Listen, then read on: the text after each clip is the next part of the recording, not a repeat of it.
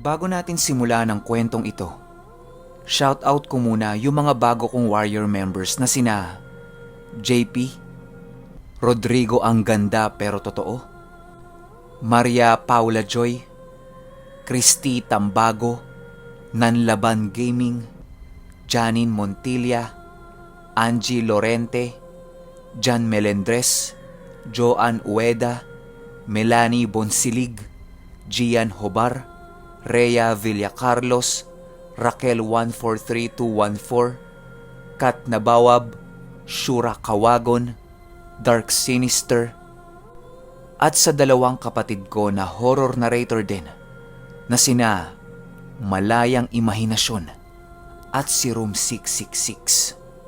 Siyempre, huwag nating kalimutan yung mga nag-renew ng badge na sina Bonbon Sumadia, Ian Lacrete, at si Criselda Buranday. Maraming salamat po sa inyo. Simulan na natin to. Ang kwentong ito ay hango sa totoong buhay. Karanasan ito ng kaibigan ng lolo ko, father side, na naikwento niya sa tatay ko. Taong 1947, Virac, Catanduanes, Bicol.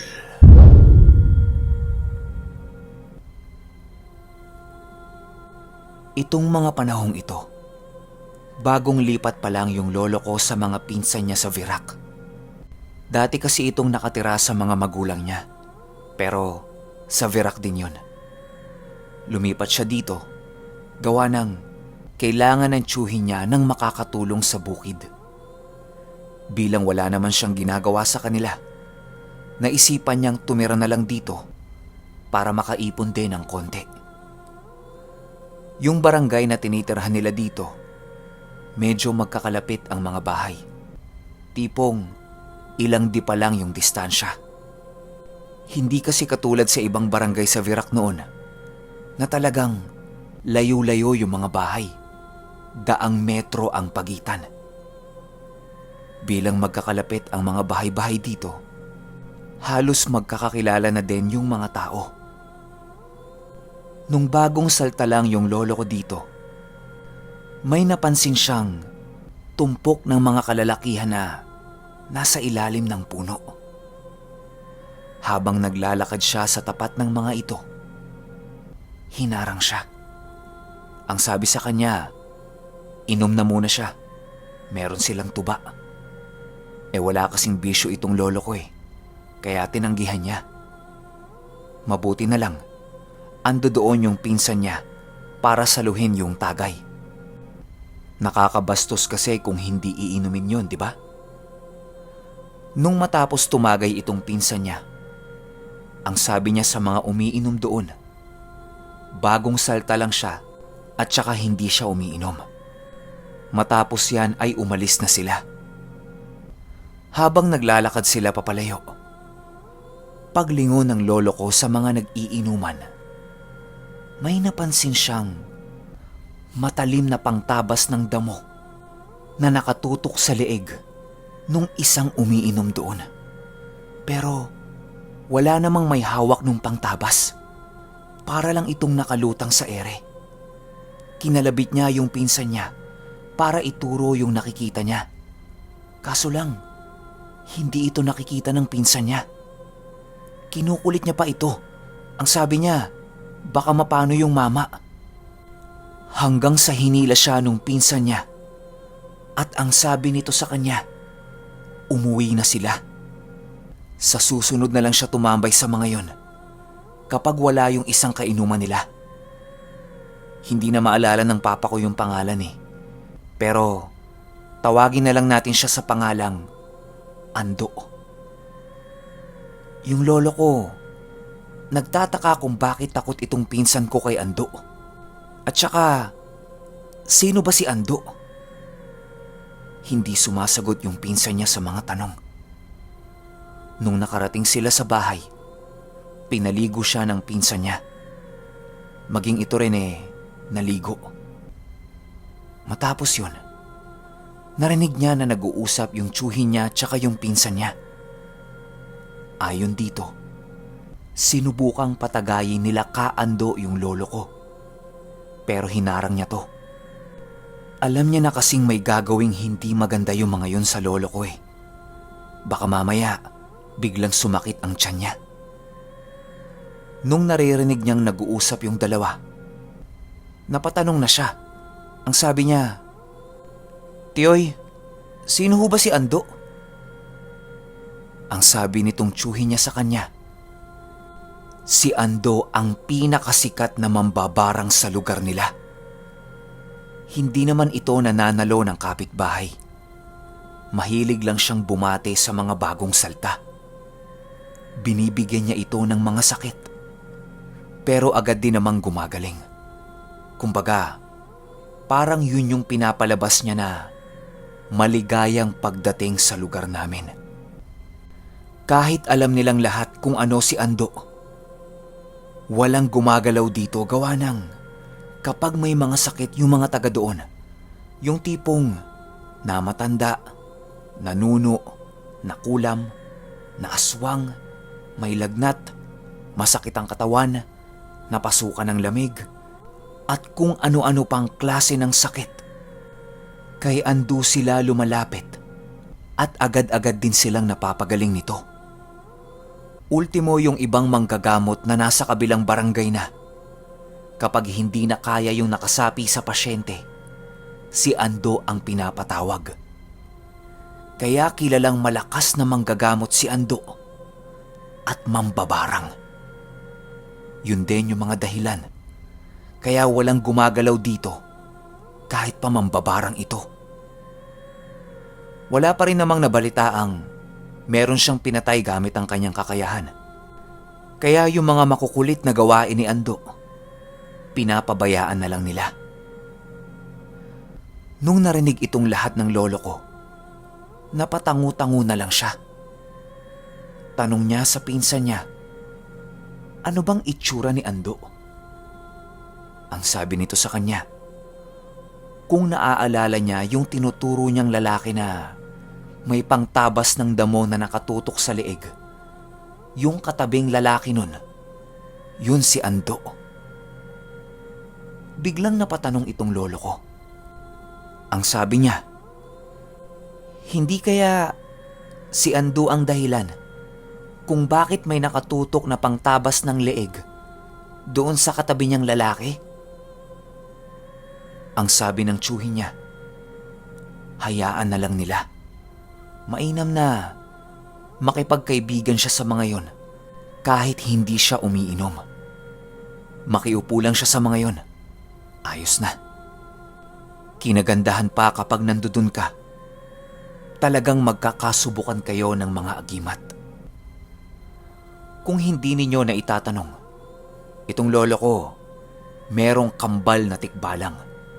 Tapos meron din itong mutya na itim. Hindi namin alam kung anong klase ng mutya yun.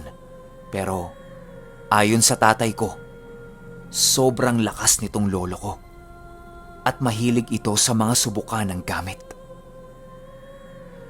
Nung narinig ng lolo ko yung sinabi ng tsuhin niya, ayan na, halos araw-araw pagkatapos nilang magsaka, nakatambay na siya kila Ando. Kadalasan, puro kwentong kababalaghan yung mga pinag-uusapan nila habang nag-iinuman. Tapos kapag mga lasing na, subukan na ng agimat. Meron pa yung tatagain ka ng paulit-ulit sa kamay tapos hindi ka tatablan. Yung balat mo parang goma. Tumatalbog-talbog lang doon yung itak. Basta, marami pang nangyaring subukan noon.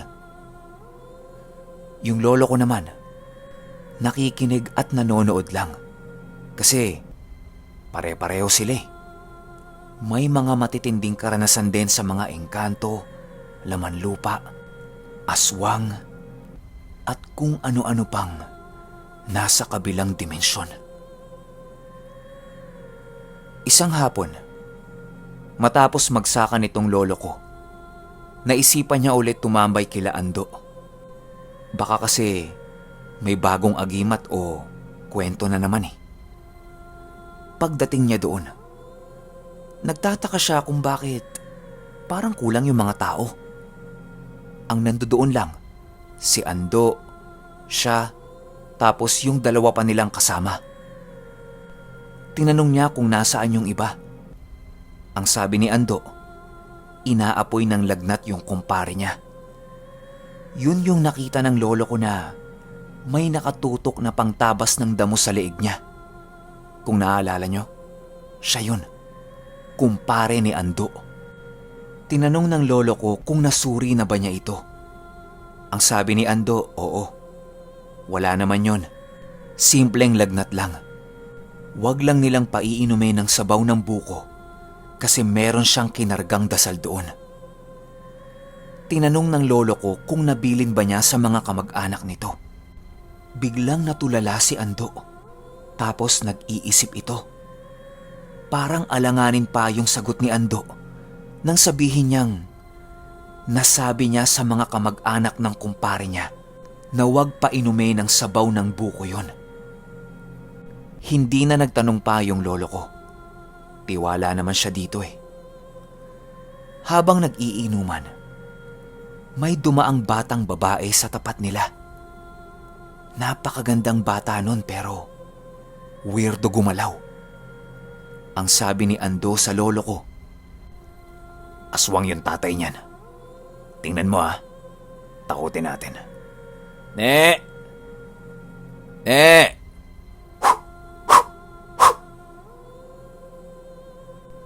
Pagtawag ni Ando doon sa batang babae, meron itong iniihip na 3 beses.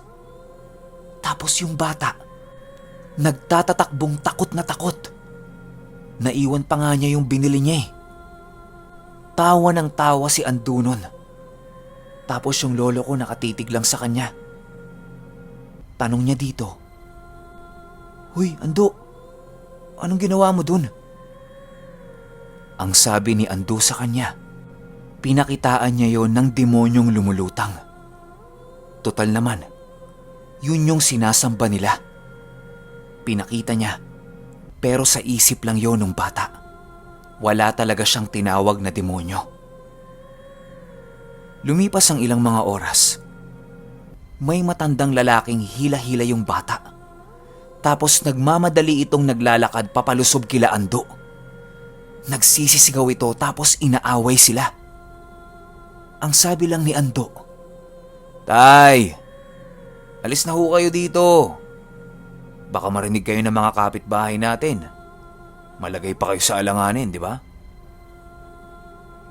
Hindi na lang nagsalita yung matanda at naglakad ito papalayo sa kanila. Ang sabi ni Ando sa lolo ko, mamayang 7:00 ng gabi, puntahan nila yung likod ng bahay nun. Meron siyang ipapakita. Pumatak na ang hating gabi. Bumalik yung lolo ko sa tambayan nila Ando. Nag-aalangan na siya kasi baka hindi na yung bumalik doon. Lasing na kasi siya nung hapon eh. Maya-maya pa, dumating si Ando. Akala mo hindi nakainom ito, tapos bagong ligo pa. Niyaya niya na kaagad yung lolo ko sa bahay nung sinasabi niyang aswang.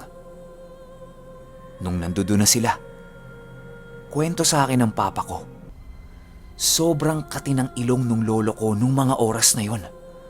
Tapos pakiramdam niya, ang bigat ng katawan niya. Parang merong pumipigil sa kanya. Pero binaliwala niya lang yon. Nung sumisilip na sila sa bahay, nakita ng lolo ko yung matanda kanina na parang nagpapalit ito ng balat. Balot na balot yung katawan nito ng makapal na likido. Tapos dahan-dahan niyang inaalis yon sa balat niya. Tapos yung batang babae, nakatitig lang sa ginagawa ng matanda. Pero meron itong hinihilamos sa mukha nito. Bumulong sa kanya si Ando. Ang sabi nito, "Bilang ka ng 3. Yung lolo ko naman nagbilang. Pagbigkas niya ng 3, bigla na lang bumagsak sa sahig yung matandang lalaki. Tapos nagmamadali si Ando. Ang sabi niya, "Takbo! Dali! Takbo! Takbo! Magigising din yan!" Nagmamadali silang tumakbo habang natatawa-tawa si Ando. Nung nakarating sila sa bahay nito, ando doon yung inaanak niya. Ang sabi sa kanya, nag-aagaw buhay na yung tatay niya. Kung ano-ano na yung nakikita nito, tapos kung ano-ano na din yung sinasabi. Nung narinig niya yan, doon naman siya pumunta para tingnan yung kinalalagyan ng kumpare niya. Nung makarating sila sa bahay, nakita nilang naghihingalo na ito. Tapos may mga tinuturo-turo itong espiritu ng kamag-anak niya. Inusalan lang ito ni Ando. Tapos tumigil din ito kaagad at natulog. Ang sabi niya sa mga kamag-anak ng kumpare niya, baka hindi na tumagal yun. Hindi niya lang alam kung ilang araw gawa ng nakikita na nito yung mga sumusundo sa kanya.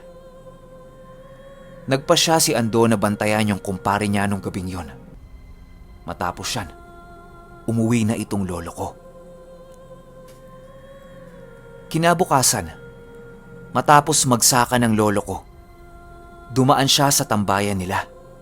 Pero ni isang tao wala. Yun lang yung unang beses na nangyari yun sa tanang buhay niyang nakatira siya doon. Nung makauwi siya sa bahay, natataranta itong pinsan niya nang sabihin ito sa kanyang patay na si Ando. Nung narinig ng lolo ko yan, hindi siya makapaniwala kasi sobrang lakas pa ni Ando eh. Nakasama pa nga niya yun ng gabi, di ba? Pumunta sila sa bahay nito para tingnan. Nagulat sila kasi may nakahanda ng paglalamayan si Ando. Pero wala pang kabaong. Nasa pinagtagpi-tagping kahoy lang to. Biglaan din kasi yung pagkamatay niya, kaya hindi nakapaghanda yung mag-anak ni Ando. Ang daming iniisip ng lolo ko nung mga oras na yon. Na paano ba si Ando? Ano ba? Dahil ba sa aswang na sinilip nila? O ano?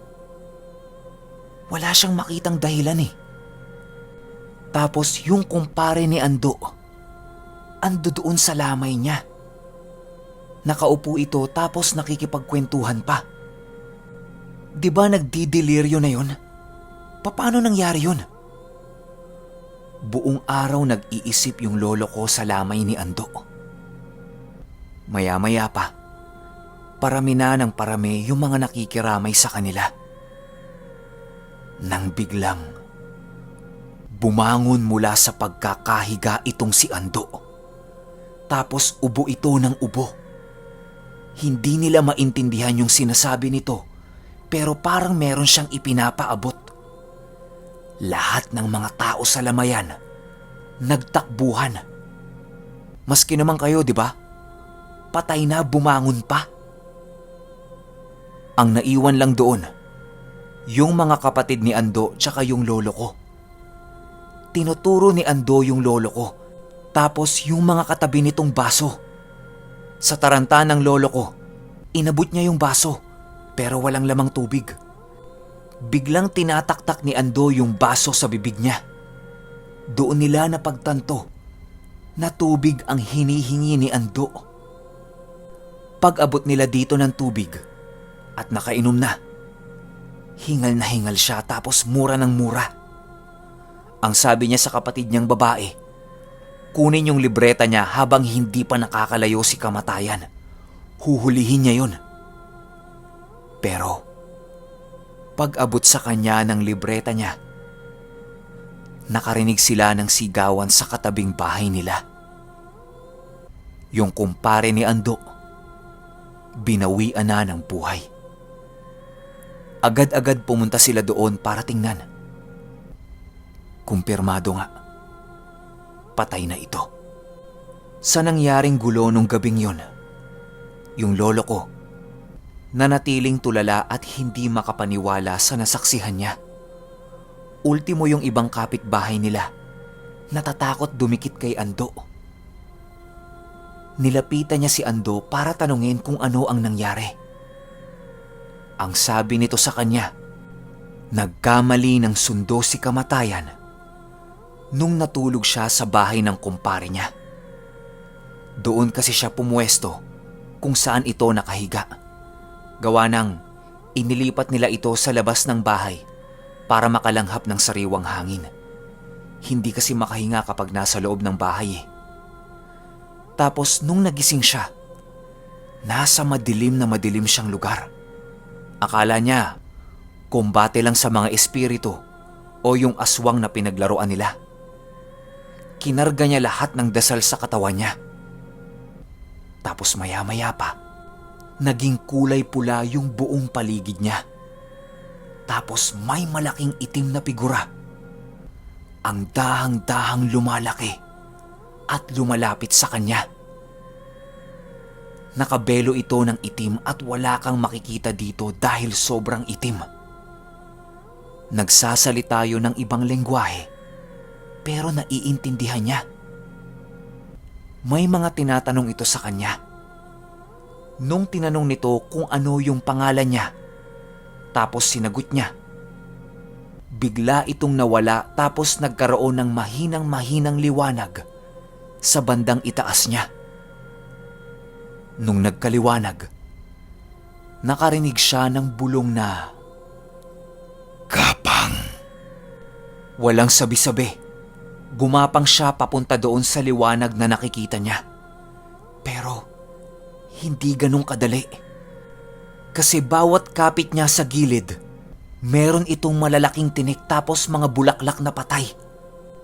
Tinutusok ng mga yun yung kamay niya. Unti-unti na ding sumisikip yung espasyo ng pinaggagapangan niya. Tapos pahina ng pahina yung liwanag na nakikita niya.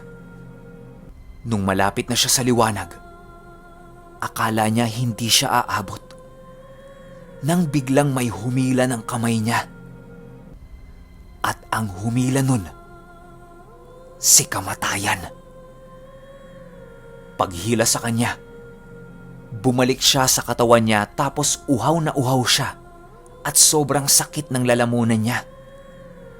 Kung nagkataon na nakakapagsalita siya nun, malamang nahuli niya si kamatayan. Kaso, mautak eh. Nung narinig ito lahat ng lolo ko, grabeng mangha ang naramdaman niya. Matapos ang diskusyon nila, kung ano-anong mga dasal ang kinarga ni Ando sa katawan niya at nagpahinga na ito. Matapos yan, mas lalo pang naging matibay ang pagkakaibigan nila ni Ando. Maraming beses niya na rin itong nakasama sa iba't ibang klase ng kombate sa mga mangkukulam, aswang, engkanto at kung ano-ano pa. Pero hindi mawala-wala sa isip ng lolo ko na nabuhay pa itong si Ando nung minsan na siyang namatay at muling nabuhay dahil lang sa ginawa niyang gapang.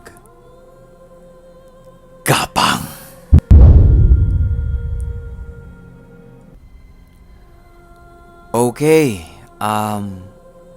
napakaganda at talaga namang sobrang kakaibang kwento.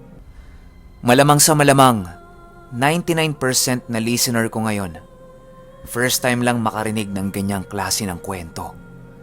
Pero alam nyo, maraming adventure itong lolo ko sa father side at saka si Ando.